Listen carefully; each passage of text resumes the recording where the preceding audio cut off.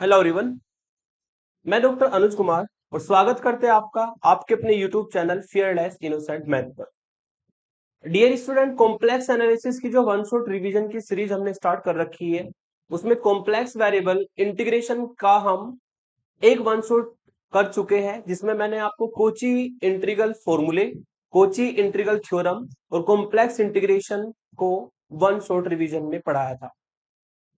आज के इस वन शॉट में हम कॉम्प्लेक्स वेरिएबल इंटीग्रेशन का इंपॉर्टेंट पार्ट कवर करेंगे, जो होता है टेलर सीरीज, दूसरा लोरेंट सीरीज या टेलर एंड लोरेंट सीरीज आप कह सकते हैं। और टेलर और लोरेंट सीरीज की हेल्प से हम सिंगुलरिटीज को डिफाइन करेंगे, टाइप्स ऑफ सिंगुलरिटी डिस्कस करेंगे, और उसमें हम जो वर्क करेंगे मेनली वो होगा क्लासिफिकेशन ऑफ सिंगुलरिटीज। मतलब किसी भी एफ जेड फंक्शन के लिए हम सिंगुलरिटीज को क्लासिफाई करना सीखेंगे कि कौन से टाइप की सिंगुलरिटी हमारी बनती है। तो चलिए लेक्चर को स्टार्ट करते हैं। सबसे पहले टेलर सीरीज के बारे में बता दूं, आपने फर्स्ट सेमेस्टर में भी टेलर सीरीज पढ़ी है, लेकिन वो रियल वैल्यूड फंक्शन के केस में थी। फॉर्मूला ऑलमोस्ट सेम होता है, कुछ भी चेंज नहीं है। बस ध्यान रखना, वहां पर एक्स वेरिएबल में आपने पढ़ी थी, यहां पर जेड वेरिएबल में सीरीज बनती है। तो Taylor series and Laurent series में टेलर सीरीज को पढ़ते हैं। If f Z is analytic at all points within and on the circle C. F z जो है, कोई सर्कल है आपके पास, और वो सर्कल हमने कंसिडर किया, सी। ये हमारा सर्कल है, सी सर्कल। और एफ जेड फंक्शन जो है इसमें एनालिटिक है। एफ जेड फंक्शन क्या है, इसके अंदर भी, इसकी बाउंड्री पर भी एनालिटिक है। And z naught is the point inside C, और जेड नोड एक ऐसा पॉइंट है जो इस सर्कल के अंदर लाई करता है। ठीक है। Then Taylor series for all z inside C, जितने भी जेड टाइप के एलिमेंट इस सी के अंदर लाई करेंगे, ठीक है, जितने भी कॉम्प्लेक्स वेरिएबल जेड टाइप के सी के अंदर लाई करेंगे, उन सब के लिए हम टेलर सीरीज बना सकते हैं। और टेलर सीरीज का फॉर्मूला होता है F Z equal to 1 plus Z minus Z naught की power 1 upon factorial 1 F dash Z naught, plus Z minus Z naught की power 2 upon factorial 2 F double dash Z naught, plus Z minus Z naught की power 3 upon factorial 3 F triple dash Z naught. और इसी series को हम N time तक बढ़ा सकते हैं, जेड माइनस जेड नोट की power n upon factorial f n z naught plus dot dot dot. जहां पर जो डिफरेंशिएशन की वैल्यू है हमने जेड नोट पॉइंट पर निकाली है, यहाँ पर फर्स्ट डिफरेंशिएशन की वैल्यू है, यहाँ पर सेकंड की है, यहाँ पर थर्ड की है, इसी तरीके से nth डेरिवेटिव की वैल्यू है eight the point z note. तो एफ जेड फंक्शन को हम जेड नोट पॉइंट के अबाउट में इस तरीके से एक्सपेंड कर सकते हैं, और यही हमारी कहलाती है टेलर सीरीज या Taylor theorem for the function F z. इसको हम दूसरी फॉर्म में भी लिख सकते हैं, summation N equal to zero से इंफिनिटी, यानी कि इस एन टर्म पर हमने समेशन लगा दिया जीरो से इंफिनिटी, और एफ एन जेड नोट का मतलब nth derivative at the point z naught upon factorial n, और जेड माइनस जेड नोट की पावर एन। और चूंकि आप जानते हैं कि जो हमारा nth डेरिवेटिव निकलेगा जेड नोट पॉइंट पर, वो भी एक वैल्यू होगी, फैक्टोरियल एन भी कांस्टेंट वैल्यू होती है, तो इसको हम ए एन लेट कर सकते हैं। इसको हम क्या लेट कर सकते हैं, ए एन इसको मान सकते हैं। तो आपकी जो सीरीज है, सीरीज फिर बन जाएगी summation N equal to zero से infinity A N Z minus Z naught की पावर एन। तो ये एफ जेड के लिए हमारी टेलर सीरीज को सिंप्लीफाई करके सिंपल फॉर्म में ला सकते हैं। ए एन की वैल्यू है यहां पर f n z naught upon factorial n. अब टेलर सीरीज जो है वो एनालिटिक पार्ट होता है ना, इसी को एक्सटेंड करके एनालिटिक पार्ट में कुछ टर्म्स और ऐड करेंगे, उससे लोरेंट सीरीज हम बनाने वाले हैं, यानी कि फंक्शन का डोमेन हमें चेंज करना होगा। तो हमने लोरेंट सीरीज को डिफाइन किया, if f Z is analytic in the double connected region. इस बार हमने कैसा रीजन लिया, डबल कनेक्टेड रीजन लिया। और डबल कनेक्टेड रीजन सिंपल सी बात है, दो कर्व से मिलके बनेगा। दो कर्व कौन कौन से लिए, bounded by the two concentric circle C1 and C2। दो कर्व से मिलकर के डबल कनेक्टेड रीजन बनेगा, और वो सर्कल्स हमारे ये मैंने कंसीडर किए। मैंने मान लिया कि ये जो सर्कल है आपका, ये C1 सर्कल है, ये बाहर वाला सर्कल C1 सर्कल है, अंदर वाला सर्कल C2 सर्कल है। Of radius R1 and R2, C1 circle की जो रेडियस है कॉन्सेंट्रिक है, तो सिंपल सी बात है, इनका जो सेंटर होगा वो सेम होगा। इस सर्कल की रेडियस, C1 सर्कल की रेडियस R1 है, और C2 सर्कल की रेडियस हमारी R2 है। तो इन दोनों सर्कल से मिलकर के जो हमारा बाउंडेड रीजन होगा डबल कनेक्टेड रीजन बनेगा, और वो रीजन हमारा बनेगा जिसको मैं शेडिड करता हूं, ये रीजन बनेगा रिंग शेप रीजन, जैसे कि ट्यूब्स में होता है, टायर्स की ट्यूब समझ लीजिए आप, है ना। ये वाला रीजन बनेगा जो कि डबल कनेक्टेड रीजन बनेगा। इस रीजन में ये वाला पोर्शन हमारा इन्वॉल्व नहीं है, जो मैंने शेडिड किया है वो रीजन हमारा इसमें आएगा। तो एफजेड जो है इस रीजन में एनालिटिक है, ठीक है, और दो सर्कल से मिलके ये डबल कनेक्टेड रीजन बना है, रिंग शेप रीजन इसको आप कह सकते हैं। और जेड नोट पॉइंट हमारा इन दोनों सर्कल के लिए सेंटर है।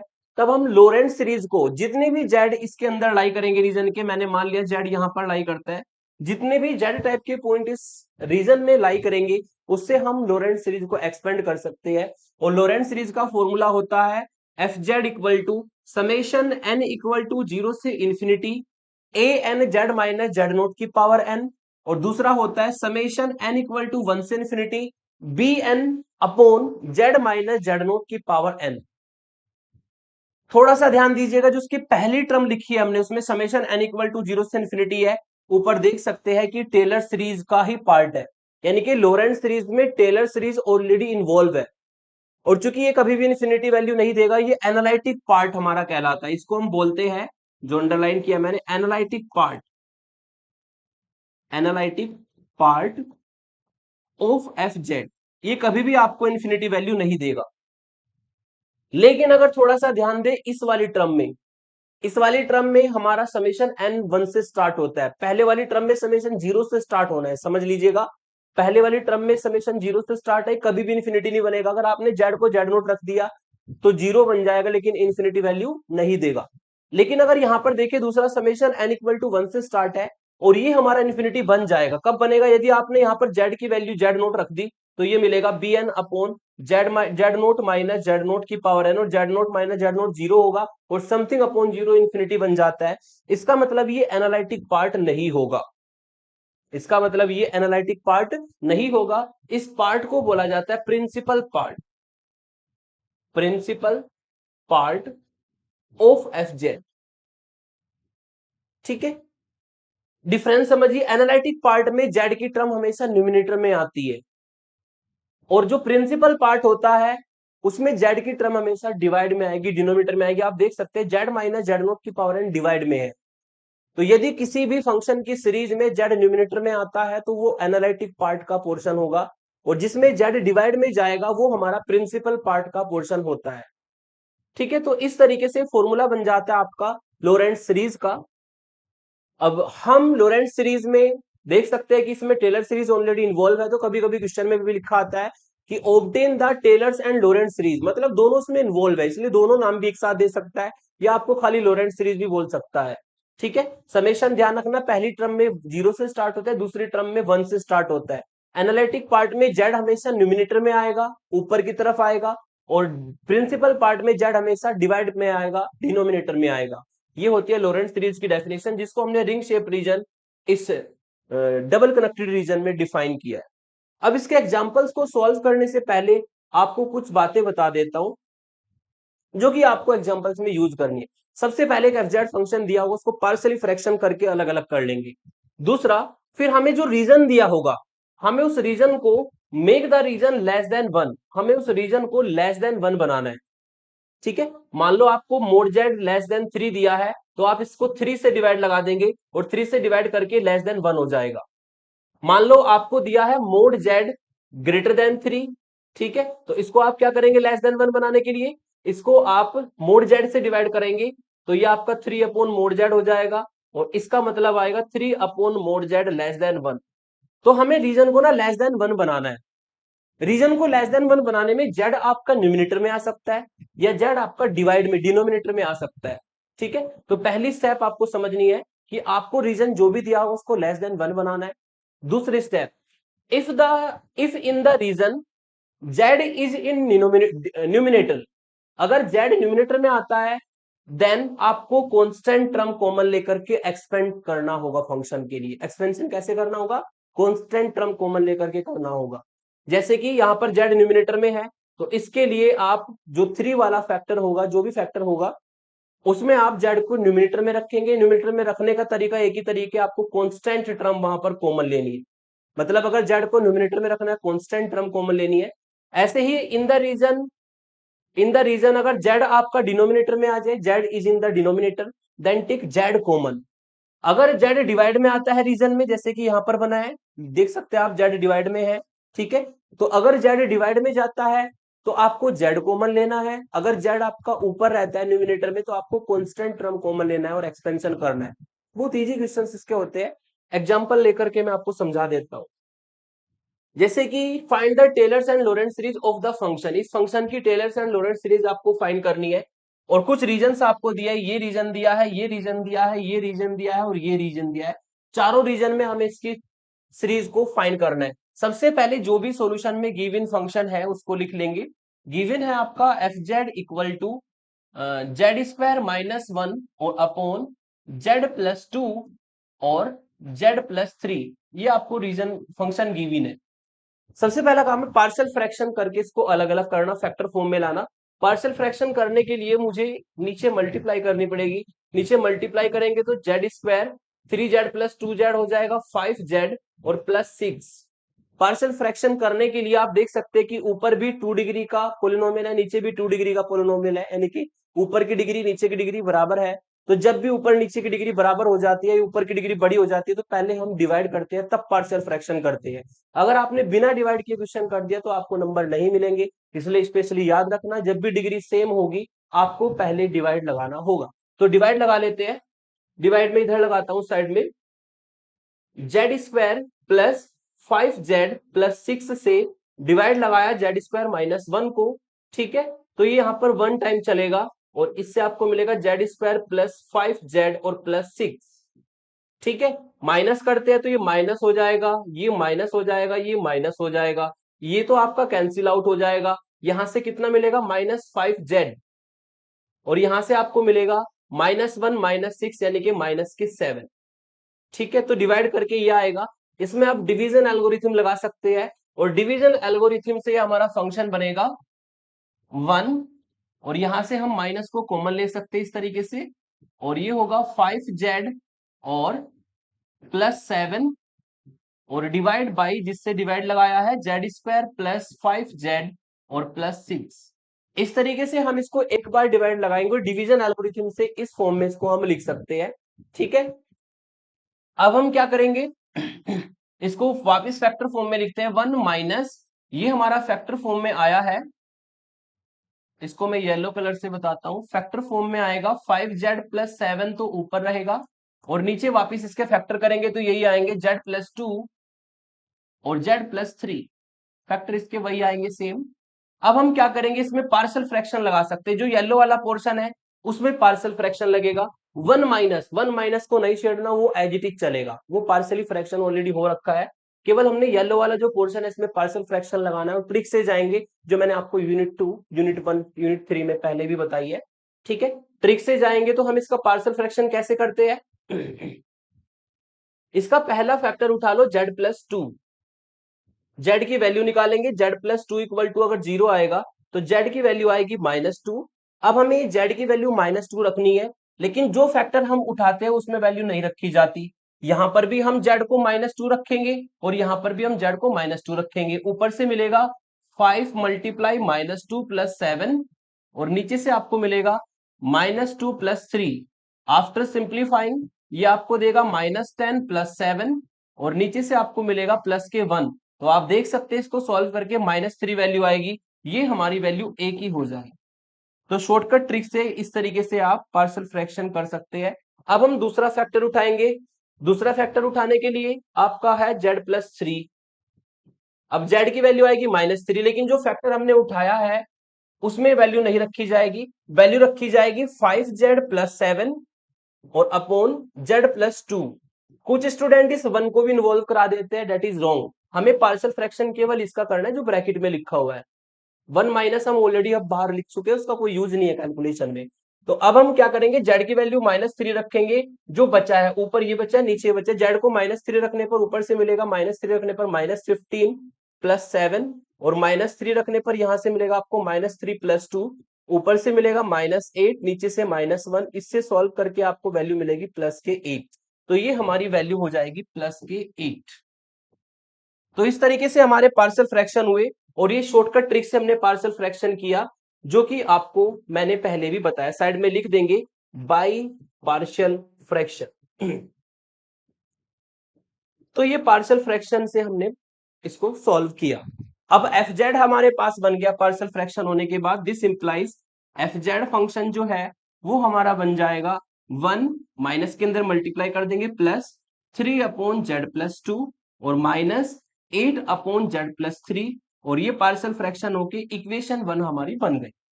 तो पहला काम होता है जो भी फंक्शन दिया है उसको पार्शियल फ्रैक्शन करके इस फॉर्म में लाना। अगर पावर सेम नहीं है तब आप डायरेक्ट पार्शियल फ्रैक्शन करेंगे, अगर पावर सेम है ऊपर नीचे तो आपको पहले डिवाइड लगाना हो, और अगर ऊपर पावर ज्यादा है, लास्ट ईयर जो क्वेश्चन आया था ना यूनिवर्सिटी एग्जाम में, उसमें ऊपर पावर ज्यादा थी तब भी डिवाइड लगाना है। ठीक है, तो ये हमारा पार्शियल फ्रैक्शन होकर के आ जाएगा। अब हमें रीजन्स को उठाना है। रीजन हमारा है पहला mod z less than 2। Regions को उठाएंगे मोड जेड लेस देन 2। तो फर्स्ट रीजन मैंने उठाया, नंबर 1 रीजन दिया है मोड जेड लेस देन 2। जैसा कि मैंने आपको बताया था रीजन को लेस देन 1 बनाना है, तो रीजन को लेस देन 1 बनाने के लिए हमें 2 से डिवाइड करना पड़ेगा, और 2 से डिवाइड करके आप देख सकते हैं लेस देन 1 बन जाएगा। लेस देन 1 बनाने में आप देख सकते हैं कि जो जेड है हमारा वो न्यूमिनेटर में आया है।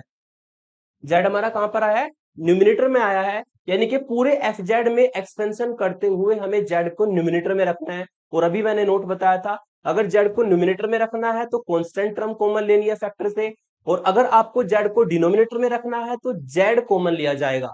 यहां पर आपका जो जेड है वो न्यूमिनेटर में रखना है, इसलिए हम न्यूमिनेटर के लिए न्यूमिनेटर में जेड को लाने के लिए कांस्टेंट टर्म कॉमन लेंगे। इसलिए हमने उठाया इक्वेशन 1 को, फ्रॉम 1 इक्वेशन 1 को उठाया। इक्वेशन 1 है F Z equal to 1 plus 3/z+2 और माइनस 8/z+3। यहां से मैंने कॉमन लिया प्लस के 2, तो ये मिल जाएगा आपको प्लस के 2 कॉमन लेने पर 1 प्लस z/2। आप देख सकते हैं कि z हमारा न्यूमिनेटर में आया है, माइनस 8 यहां से कॉमन लेगी कांस्टेंट टर्म 3, इससे आपको मिलेगा 1 प्लस z/3। तो जेड को न्यूमिनेटर में रखने के लिए कांस्टेंट टर्म कॉमन लेनी होती है, मैंने यहाँ पर 2 कॉमन लिया, यहाँ पर 3 कॉमन लिया। ठीक है ना, इससे आपको मिलेगा 1 प्लस 3/2 और ऊपर जाके 1 प्लस z/2 की पावर -1 माइनस 8/3, ऊपर जाके 1 प्लस z/3 की पावर -1। ठीक है, अब इसमें हम सिंपल फॉर्मूले लगा देंगे अपने, जो हमारे पास फॉर्मूले होते हैं। आपके पास फॉर्मूला होता है 1 प्लस एक्स की पावर -1 वाला, अल्टरनेट टर्म चलती है 1 minus X plus X square minus x की power 3 plus dot dot dot. X का काम करेगा पहली टर्म में z/2, दूसरी टर्म में z/3। ठीक है ना, ये फॉर्मूला लगा के हम इसको एक्सपेंड कर देते हैं। तो यहां से आपको मिलेगा 1 प्लस 3/2, ये मिलेगा 1 माइनस एक्स और plus X square upon plus X square minus x की पावर 3, तो ये जेड की power 8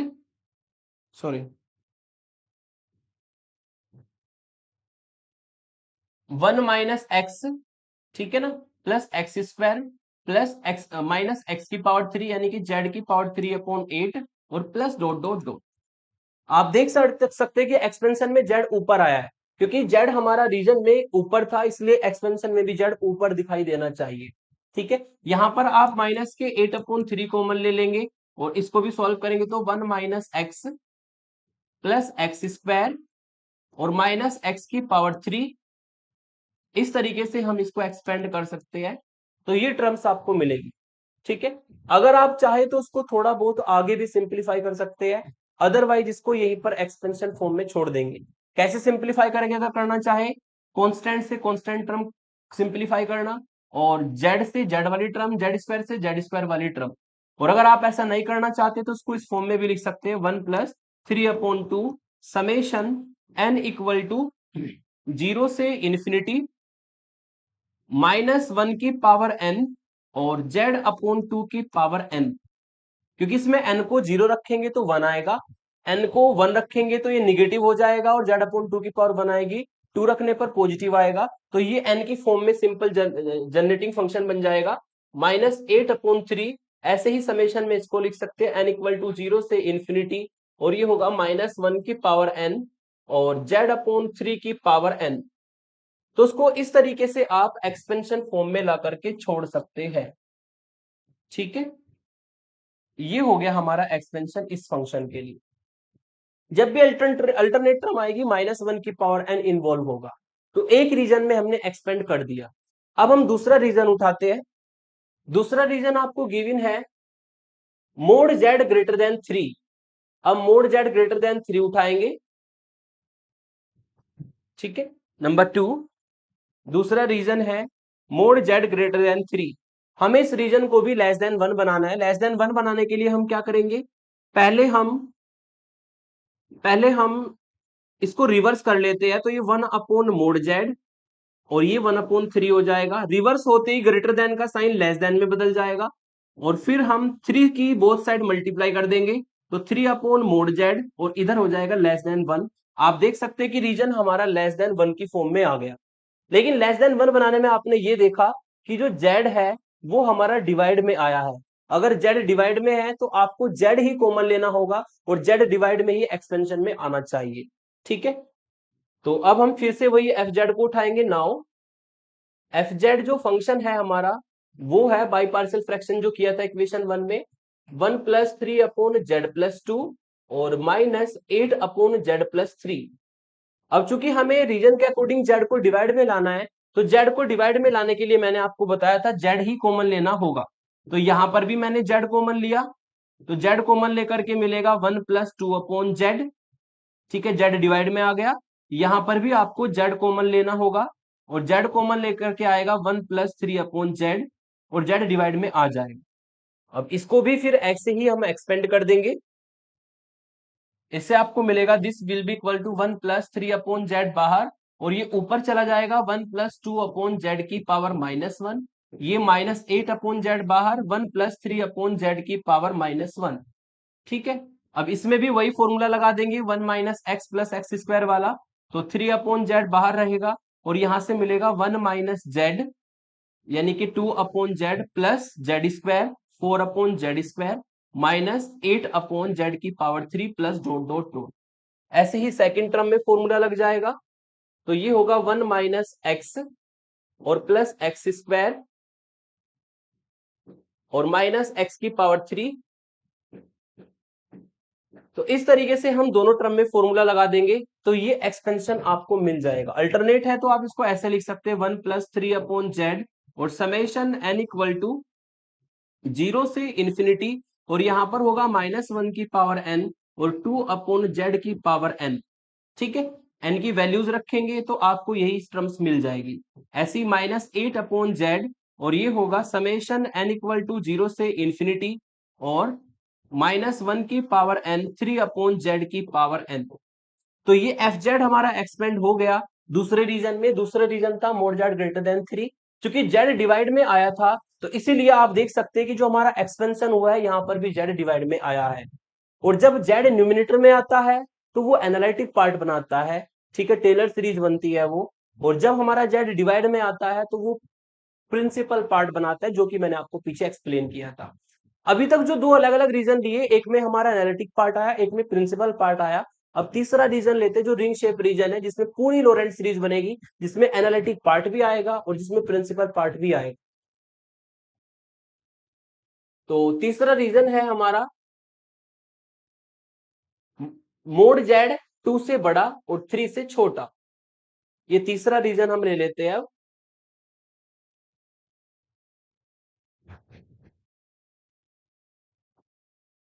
now third region mod z 2 से तो बड़ा है और 3 से छोटा है। इसका मतलब हमें इसको अलग अलग करना होगा पहले। This implies 2 less than mode Z and mode z less then 3। यहां पर लेस देन 1 बनाने के लिए मोड जेड से डिवाइड करना पड़ेगा। यहां पर लेस देन 1 बनाने के लिए आपको 3 से डिवाइड करना पड़ेगा। दोनों आप देख सकते हैं लेस देन 1 बन गए। लेकिन बस आपको एक बात ध्यान रखना है कि जो 2 वाला फैक्टर होगा, यहां पर दो फैक्टर है हमारे पास। एक तो है ये 2 वाला फैक्टर z+2, एक है 3 वाला फैक्टर z+3। जो 2 वाला फैक्टर होगा उसमें जेड नीचे रखना है तो जेड कॉमन लिया जाएगा और जो 3 वाला फैक्टर उसमें जेड ऊपर रखना है तो कांस्टेंट टर्म कॉमन ली जाएगी। अब हम एफ जेड को उठाते हैं और एक्सपेंशन करते हैं। नाउ एफ जेड है हमारा 1+3/z+2 जो कि इक्वेशन 1 में आया था हमारा, -8/z+3। तो जो 2 वाला फैक्टर है उसमें जेड नीचे रखना है, जो 3 वाला फैक्टर है उसमें जेड ऊपर रखना है। तो जेड को नीचे रखने के लिए 2 वाला फैक्टर ये है, इसमें मैंने जेड कॉमन लिया, देख सकते हैं जेड नीचे चला गया, ठीक है। -8, 3 वाले फैक्टर में जेड को ऊपर रखना है तो कांस्टेंट टर्म कॉमन ली जाएगी, देख सकते हैं जैसा आपका रीजन है उसी फॉर्म में आ गया, Z/3 और यहां पर 2/z और ये आपका 2/z, ठीक है। अब इनको हम एक्सपेंड कर देंगे, एक्सपेंशन का फॉर्मूला वही चलेगा जो ऊपर हमने यूज किया था। ये हो जाएगा 1+3/z और ऊपर जाके 1+2/z की पावर -1 -8/3 और 1+z/3 की पावर -1, दोनों में एक्सपेंशन मेथड लगा देंगे। तो यहां पर फॉर्मूला लगेगा 1 - x plus x² minus x की पावर 3। आप देख सकते हैं इसमें आपका z डिवाइड में जाएगा, -8/3 और ये आपको देगा 1 - z/3 प्लस z²/9 और माइनस z की पावर 3/27। इस तरीके से हमारा एक्सपेंशन हो जाएगा, ठीक है ना। और आप थोड़ा सा ध्यान देंगे, जहां पर z डिवाइड में आता है वो हमारा प्रिंसिपल पार्ट होता है। एफ जेड का कैसा पार्ट होगा? प्रिंसिपल पार्ट होगा। आप देख सकते हैं इसमें जेड डिवाइड में है, और जहां पर जेड हमारा न्यूमिनेटर में आता है उसको एनालिटिक पार्ट कहते हैं, एनालिटिक पार्ट, ठीक है। तो यहां पर आपको पूरी लोरेंट्ज सीरीज मिलेगी, ठीक है, जिसमें हमारा प्रिंसिपल पार्ट भी आएगा, जिसमें हमारा एनालिटिक पार्ट भी आएगा। प्रिंसिपल पार्ट वो होता है जिसमें जेड नीचे आता है, और एनालिटिक पार्ट वो होता है जिसमें जेड ऊपर आता है। अगर रीजन आपको रिंग शेप दिया है, इस तरीके से दिया है, ठीक है ना, रिंग शेप रीजन दिया है, तब आपका पूरी लोरेंट्ज सीरीज बनती है, जैसे कि हमने इस क्वेश्चन में बनाई। कॉन्सेप्ट आपको याद रखना है, जिस फैक्टर में जेड ऊपर होगा उसमें हमें जेड को उसमें हमें कांस्टेंट कॉमन लेना है, जिस फैक्टर में जेड नीचे होगा उसमें हमें जेड कॉमन लेना और एक्सपेंशन करना है। लास्ट में जो रीजन है वो देख लेते हैं। लास्ट में आपको रीजन दिया है, रीजन नंबर 4। एग्जाम में इनमें से कोई 3 रीजन पूछे जाते हैं। रीजन नंबर 4, 0 से 0 less than mod of z+2 less than 1, 0 less than mod of z+2 less than 1, 0 less than, fourth region है हमारा 0 less than mod of z+2 less than 1। हमेशा याद रखिएगा, जब भी आपको यहाँ पर z की जगह पर z+i, z-i, z+2, z+3 कुछ भी इस तरीके से दिया हो z की जगह पे, तब आपको उसमें सब्स्टिट्यूशन लगाना होता है। सब्स्टिट्यूशन लगा के तब हम एक्सपेंशन करते हैं। तो यहाँ पर हम लेट कर लेंगे z+2 की वैल्यू को t, इससे हमारा z निकल के आएगा t-2, और ये रीजन बदल जाएगा 0 greater than mod of t और लेस देन 1 में, जिसको अगर हम अलग अलग करके लिखें तो 0 से बड़ा mode t and mode t less than 1, ठीक है। अब हम इक्वेशन 1 को उठाएंगे नाउ, जिसमें एक्सपेंशन करना है, एक्सपेंशन करना है एफ जेड का, और एफ जेड आपका इक्वेशन 1 में 3/z+2 और -8/z+3।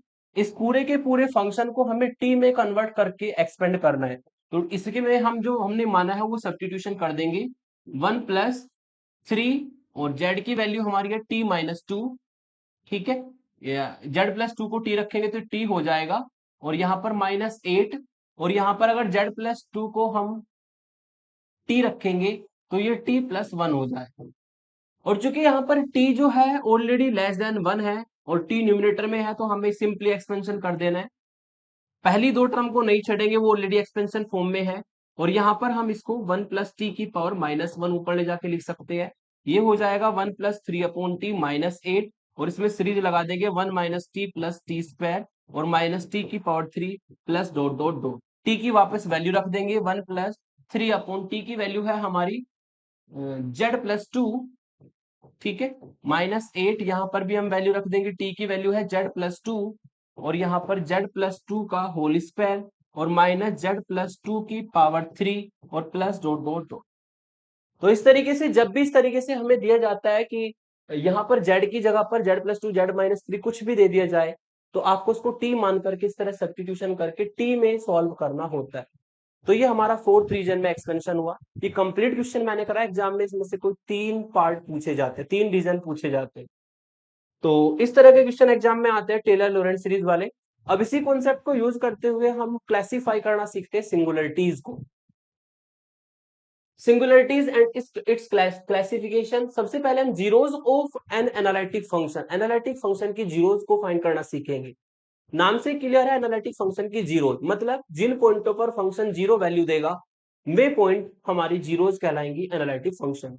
ठीक है, वही डेफिनेशन में लिखा है the points at which the analytic function F Z become zero, वे पॉइंट जिन पर analytic function F Z zero बन जाता है are called zeros of the analytic function F Z. कुछ बातें नोट में लिखी है, याद रखनी है।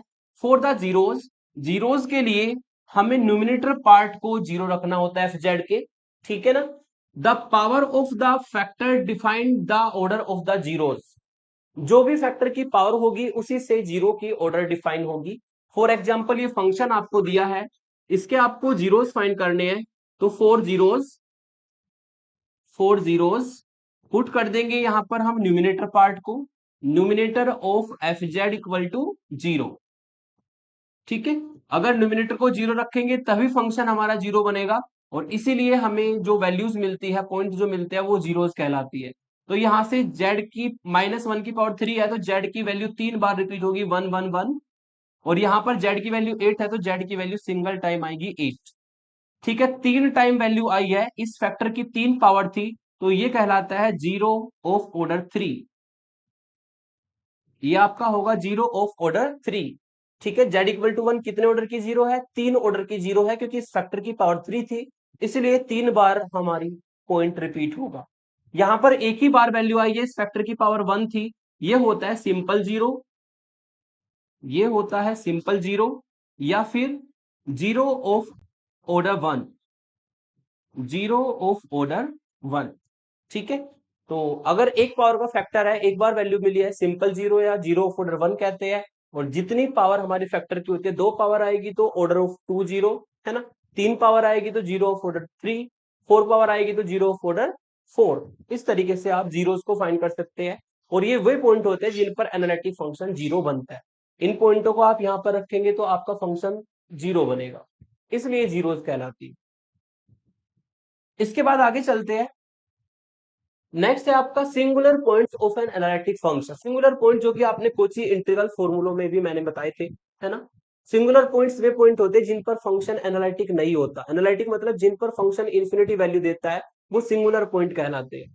The point at which the analytic function F Z becomes infinite, वे पॉइंट जिन पर एफ जेड क्या बन जाता है, इनफाइनाइट बन जाता है, यानी कि इन पॉइंटों पर फंक्शन एनालिटिक नहीं होता। That is the points at which F Z is not analytic, जिन पॉइंटों पर फंक्शन इंफिनिटी बनता है उन पर कभी भी फंक्शन एनालिटिक नहीं होता, और वही हमारे कहलाते हैं पॉइंट सिंगुलर पॉइंट्स। वही कैसे कहलाते हैं हमारे पॉइंट सिंगुलर पॉइंट्स। जीरोस के लिए तो न्यूमिनेटर को जीरो रखना होता है, और सिंगुलर पॉइंट्स के लिए हमें डिनोमिनेटर को जीरो रखना होता है, जो कि आपने कुछ इंटीग्रल फॉर्मूलों में किया था। सेम तरीके से आप एग्जांपल से इसको समझ सकते हैं। ठीक है ना, हमें इसके सिंगुलर पॉइंट फाइंड करने हैं, तो हम इसके डिनोमिनेटर को जीरो रख देंगे। ठीक है ना, for singular points, for singular points, अगर आप इसके सिंगुलर पॉइंट्स निकालें तो पुट करना होगा डिनोमिनेटर ऑफ एफ जेड को जीरो, और अगर डिनोमिनेटर को जीरो पुट करते हैं तो z-1 की पावर 3 और z-8 इक्वल टू जीरो, और यहां से आपको वैल्यू मिलेगी 1 1 1 3 टाइम, है ना, 1 1 1 3 टाइम, और z इक्वल टू 8। ये जो पॉइंट हमारे आए हैं ये हमारे इस फंक्शन के लिए सिंगुलर पॉइंट है, और इन पॉइंटों पर ये फंक्शन इन्फिनिटी बनेगा। इन पॉइंटों पर फंक्शन कभी भी एनालिटिक नहीं होगा, और जिन पॉइंटों पर फंक्शन एनालिटिक नहीं होता है वही सिंगुलरिटी या पोल कहलाता है। इसको पोल में आगे डिफाइन करेंगे हम, फिलहाल सिंगुलर पॉइंट से समझिए।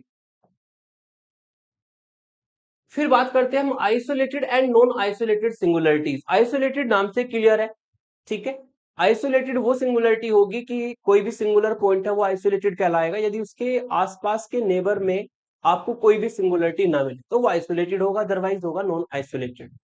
वही मैंने लिखा भी है, for the function F z if there is no other singularity within a small neighbourhood of the singular point z equal to z naught, then z equal to z naught is called isolated singularity, otherwise non isolated singularity. मतलब अगर F Z कोई function है और ये आपका जो singular point है इस फंक्शन के लिए वो जेड नोट है, मतलब जेड नोट पॉइंट पर ये फंक्शन इन्फिनिटी वैल्यू देगा, जेड नोट पॉइंट पर ये फंक्शन एनालिटिक नहीं है, तो ये हमारा आइसोलेटेड सिंगुलरिटी कब बनेगी? आपने इसको सेंटर मान करके एक छोटा सा नेबरहुड बनाना है, छोटा सा सर्कल बनाना है। अगर आपको इस जेड नोट से अलग इस सर्कल में कोई भी ऐसा पॉइंट नहीं मिले जिस पर फंक्शन इन्फिनिटी बन जाए, इसका मतलब ये आइसोलेटेड है। ठीक है, ये कैसी सिंगुलरिटी कहलाएगी? इस केस में आइसोलेटेड सिंगुलरिटी कहलाएगी, मतलब उसके नेबरहुड में जेड नोट से अलग कोई भी सिंगुलर पॉइंट नहीं होना चाहिए। अगर ऐसी कंडीशन सेटिस्फाई होती है तो वो हमारा आइसोलेटेड सिंगुलरिटी कहलाती है। फिर आगे चलते हैं। अभी मैंने आपको लोरेंट्ज सीरीज बताई थी, लोरेंट्ज सीरीज की हेल्प से टाइप्स ऑफ सिंगुलरिटीज को पढ़ते हैं, है ना। टाइप्स ऑफ सिंगुलरिटीज, सबसे पहले आपको पता है कि जो एनालिटिक फंक्शन होता है F z ring shape region में, ठीक है, किसी डोमेन डी में, और किसको छोड़कर, जेड नोट पॉइंट को छोड़कर, क्योंकि जेड नोट पॉइंट पर इंफिनिटी नहीं आता है, क्योंकि जब लोरेंट्ज सीरीज बनाते हैं इसमें आप यहाँ पर जेड को जेड नोट रखो, ठीक है, तो ये इंफिनिटी बनेगा, इसलिए हमारा जेड नोट पर सिंगुलर पॉइंट देगा और जेड नोट पर एनालिटिक नहीं होगा। वही लिखा है, अगर एफ जेड आपका एनालिटिक हो लेकिन इस पॉइंट को छोड़कर, तब हम लोरेंट्ज सीरीज से एक्सपेंड कर सकते हैं। लोरेंट्ज सीरीज का फॉर्मूला हमने लिखा, ये आप जानते हैं, ये इसका होता है एनालिटिक पार्ट, जैसा कि अभी बताया था, analytic part of f z, ठीक है, और ये हमारा होता है जिसमें जेड डिवाइड में होता है principal part, principal part of f z, जिसमें जेड डिवाइड में होता है वो होता है प्रिंसिपल पार्ट, और जिसमें जेड डिवाइड में नहीं होता, न्यूमिनेटर में होता है, वो होता है एनालिटिक पार्ट। अब इसका जो एनालिटिक पार्ट है इससे हम टाइप्स ऑफ सिंगुलरिटी को डिफाइन करेंगे। अगर इस एनालिटिक पार्ट में कोई भी टर्म हमारी नहीं आती है एक्सपेंशन में, तो हमारी रिमूवेबल सिंगुलरिटी कहलाएगी। अगर इनफाइनाइट टर्म प्रिंसिपल पार्ट में आ जाए तो वो हमारी आइसोलेटेड एसेंशियल सिंगुलरिटी कहलाएगी, और अगर हमारी फाइनाइट टर्म प्रिंसिपल पार्ट में आती है तो वो हमारा z equal to z naught जो पॉइंट है वो पोल बना देता है। वही चीजें मैंने तीनों बताई है यहाँ पर। If no term in the principal part, अगर प्रिंसिपल पार्ट में कोई भी टर्म ना आए, then z equal to z naught is removable singularity, तब इस केस में तो z equal to z naught singular point है वो रिमूवेबल सिंगुलरिटी बनाएगा। If infinite terms in the principal part, अगर प्रिंसिपल पार्ट में इनफाइनाइट टर्म आ जाए तो ये जो z equal to z naught point है जो सिंगुलर पॉइंट है, ये हमारा आइसोलेटेड एसेंशियल सिंगुलरिटी को डिफाइन करता है। फिर if finite terms in the principal part, अगर प्रिंसिपल पार्ट में फाइनाइट टर्म आए, 3 4 5 एन टर्म तक आए, है ना, फाइनाइट टर्म्स आए, तो ये हमारा z equal to z naught जो है ये पोल बन जाता है।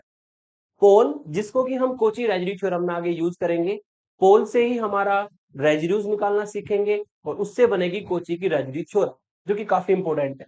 अब इन तीनों को एक एक एग्जांपल से समझ लेते हैं।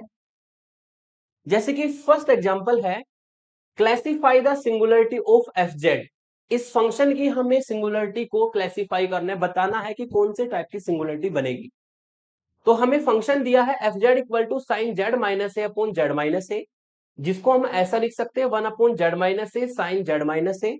साइन एक्स की सीरीज से हम इसको एक्सपेंड कर देंगे, एक्सपेंशन करना है ना। साइन एक्स की सीरीज आप जानते हैं, एक्स माइनस एक्स की power 3 upon factorial 3 plus x की power 5 upon factorial 5 minus x की power 7 upon factorial 7 plus dot dot dot, ये साइन एक्स की सीरीज होती है। तो यहाँ पर हम साइन एक्स की सीरीज का फॉर्मूला लगाएंगे, लेकिन एक्स का जो यहाँ पर काम करेगा वो करेगा काम जेड माइनस ए, एक्स का काम करेगा जेड माइनस ए। तो हमने इस सीरीज में एक्स की जगह पे जेड माइनस ए यूज किया और फॉर्मूला एक्सपेंड कर दिया। अल्टरनेट टर्म होती है, ओड पावर्स आती है साइन की सीरीज में, कोस की पावर्स में भी अल्टरनेट होता है लेकिन इवन पावर आती है, 0 2 4 6 8, यहाँ पर आता है 1 3 1 3 5 7 9, इस तरीके से। तो साइन एक्स की सीरीज लगाई जिसमें एक्स की वैल्यू जेड माइनस ए हमने रख दी।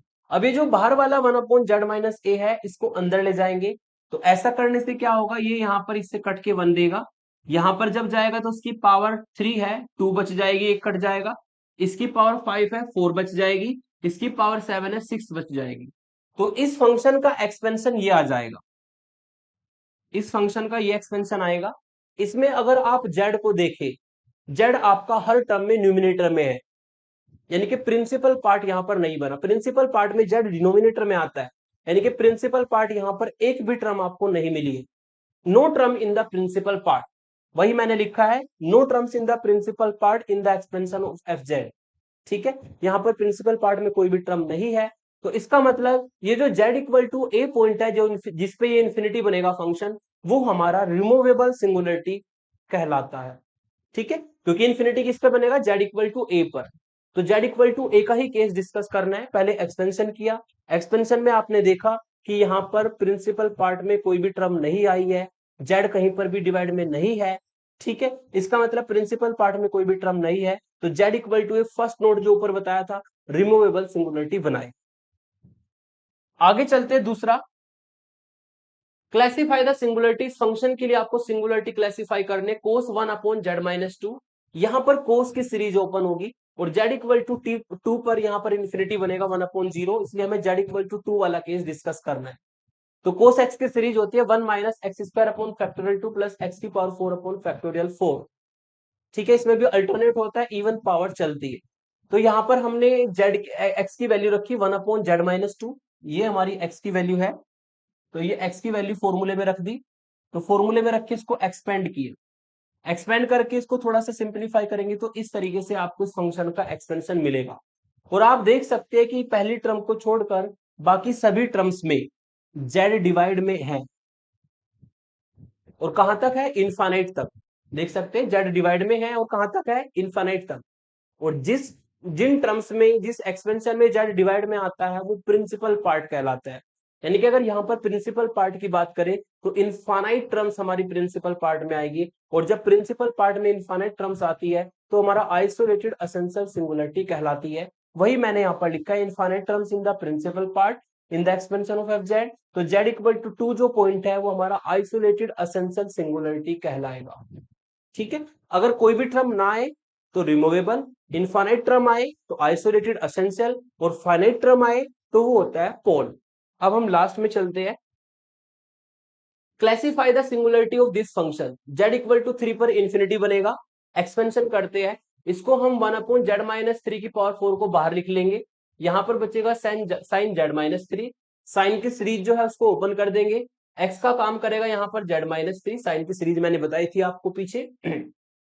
तो साइन की सीरीज को ओपन करेंगे तो ये Z minus 3 minus Z minus 3 की power 3 upon factorial 3, Z minus 3 की पावर 5 अपॉन फैक्टोरियल 5, इस तरह एक्सपेंड हो जाएगा। जो बाहर है इसको अंदर लेकर के जाएंगे, जब ये इसके साथ मल्टीप्लाई करेगा तो 1 अपॉन जेड माइनस 3 की पावर 3 बचेगा, जब ये इसके साथ मल्टीप्लाई करेगा तो 3 पावर कट जाएगी, एक पावर बचेगी, जब ये इसके साथ मल्टीप्लाई करेगा तो जेड माइनस 3 की पावर यहां पर 4 है और यहां पर 5 है, तो इसका मतलब जेड माइनस, यस 1 पावर यहां पर बचेगी। ठीक है, ये 4 पावर है, ये 5 है, तो 4 पावर कट जाएगी, एक पावर बचेगी, फिर जब इसके साथ जाएगा तो 7 पावर और -4, तो 3 पावर बचेगा। ठीक है, तो आप देख सकते हैं कि जो स्टार्टिंग की दो टर्म है उसमें जेड डिवाइड में है, बाकी जितने भी आगे सारी टर्म्स आपको मिलेगी उसमें जेड डिवाइड में नहीं है। ठीक है, और जिसमें जेड डिवाइड में नहीं होता, न्यूमिनेटर में होता है, वो एनालिटिक पार्ट होता है, और जिसमें जेड डिवाइड में आता है उसको प्रिंसिपल पार्ट कहते हैं। और आप देख सकते हैं प्रिंसिपल पार्ट में केवल 2 टर्म आई है, और 2 टर्म आने का मतलब ये होगा कि प्रिंसिपल पार्ट में फाइनाइट टर्म है, और फाइनाइट टर्म का मतलब ये होगा z इक्वल टू 3 यहां पर पोल बनाएगा बाय द डेफिनेशन। वही मैंने लिखा है, finite terms in the principal part in the expansion of f z. तो z इक्वल टू 3 जिस पर इंफिनिटी बनेगा ये हमारा बनाएगा यहाँ पर पोल। ठीक है, तो अगर प्रिंसिपल पार्ट में कोई भी टर्म ना आए तो रिमूवेबल सिंगुलरिटी, इनफाइनाइट टर्म आए तो आइसोलेटेड एसेंशियल सिंगुलरिटी, और अगर फाइनाइट टर्म आती है जैसे कि मैंने एग्जांपल्स में बताया तो ये आपका पोल बनता है। पोल हमारा इंपॉर्टेंट है, पोल को निकालना सीखेंगे, इसका ऑर्डर निकालना सीखेंगे, और फिर हम पोल का रेजिड्यू और कोची रेजिड्यू थ्योरम आगे डिस्कस करेंगे। तो इस लेक्चर में इतना ही, लास्ट वन शॉट लेकर के आता हूं जिसमें मैं आपको बताऊंगा कोची रेजिड्यू थ्योरम और उसके एप्लीकेशंस को डिस्कस करेंगे। ठीक है, थैंक यू फॉर वॉचिंग।